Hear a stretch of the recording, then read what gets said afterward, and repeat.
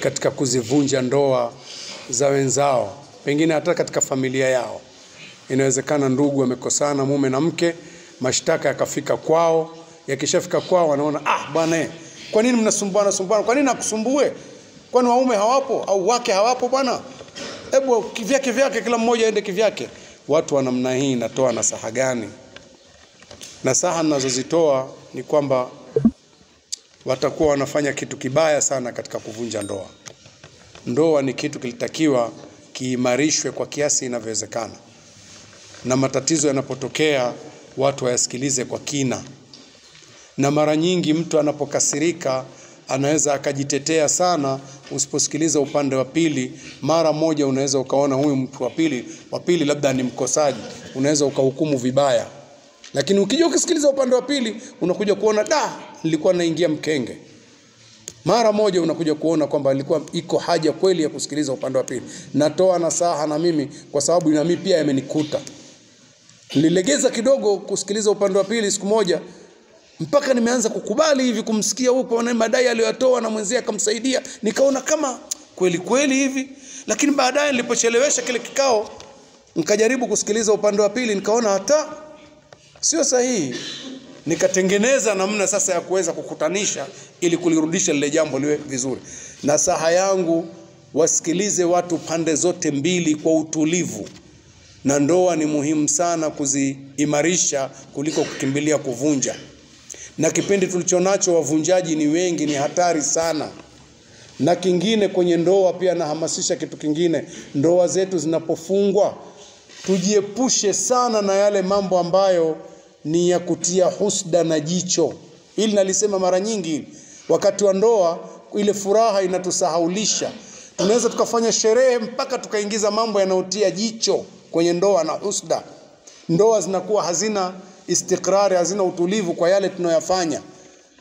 Unatangaza vitu, mazawadi, manini yote, tangaza vyote. Unatangaza nini? Wote waliohudhuria kwani nafsi zao zinapenda hivyo? Kitu unachoweza kukitangaza ni kile ambacho hata ukiomba unaweza kutoa. Wewe huwezi kutoa alafu unatangaza. Tumeambiwa hata ukienda na ndizi nyumbani kwako au matunda kwa ajili ya familia yako kama ni kidogo na huwezi kugawia jirani zako, basi angalau uingie nayo kwa siri. Kwa nini unaingia nayo kwa siri? Kwa sababu watoto wa jirani wameona umeingia na vitu huwezi kuwapa kwa udogo wake, alafu umevishika wazi. Kama ulikuwa umevishika hivi inaonekana, basi mpe na yeye kidogo, mpe na yeye. Sasa unatangaza vitu vingi. Au wewe ndugu yangu unataka unipe zawadi mimi, mpaka uitangaze pale. Harusi si umeshaishuhudia? Ulipoishuhudia wewe ukanipenda, hiyo zawadi yangu niletee tu kwa namna yako. Bwana, nimefurahi sana katika shughuli yako ilivyo. Au zawadi ulioileta siri, haionekani ni kitu gani, limefungwa box, halijulikani ni kitu gani. Inawezekana mkao mna pipi tu ndani, nani anajua? Lakini umetangaza vitu vinaonekana, tunaziharibu zile ndoa, zinakosa utulivu. Nasaha ni kwamba tusishadidie kuvunja ndoa. Ndoa ni kitu anachokiangalia Ibilisi namba moja. Nasema tena namba moja. Ibilisi anatuma wale maagenti wake kutembea. Jioni wamletee habari. Jioni amekaa kwenye arshi yake, anapokea habari. Wakati akizipokea habari, anakuja mmoja. Leo nilipokwenda kuna kijana anasoma Darul Ulum, nimemshawishi ya kuingia darasani. Anambia ondoka. Anaona kama hajafanya kitu. Nimewashawishi watu fulani mpaka nimewapeleka baa, wamekunywa pombe. Toka bwana. Anaona na kama hajafanya kitu. Sio hajafanya, anajua vyote vikubwa hivi, lakini hajataka kitu, anataka kuonyesha kitu. Anakuja mwingine, nimemshawishi jamaa mpaka amemuibia mtu. Bwana, na wewe pia na wewe, mimi nilitazamia wewe utaleta mambo makubwa na vipi? Mpaka anakuwa mkali. Mpaka kuna mmoja anaogopa, na mimi nikienda nitaambiwa hamna kitu. Anasema na mimi ninalo, lete. Nini? Nimekuta kuna mke na mume walikuwa wanagombana.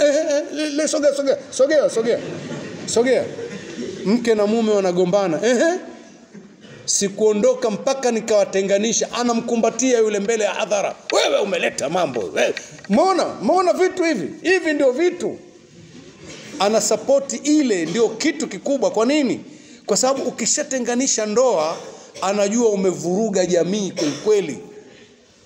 Anampongeza yule. Sasa hawa wanaofanya vitu hivi, bwana uliuliza, Hawa wanaofanya vitu hivi kama vile wamebeba kazi ya ibilisi moja kwa moja, nao wanapeleka ujumbe kwake kumwambia nimeweza kutenganisha watu. Msifanye kitu hicho, kuvunja ndoa. Ibilisi ni kitu anachokifurahia namba moja. Ndoa imetenganishwa, anamkumbatia hadharani kwamba umefanya jambo, wewe umeleta jambo sawa sawa, mmeona vitu vya namna hii, msiviache hivi. Ndicho anachokifanya ibilisi. Kuweni makini sana, ndoa ziimarishwe, bali wanatakiwa watu wahamasishwe, wapewe nasaha ili wabakie kwenye ndoa zao. Bwana, nimerefusha sana. Wa sallallahu ala nabiyina Muhammadin wa ala alihi wa sahbihi wasallam, walhamdulillahi rabbil alamin.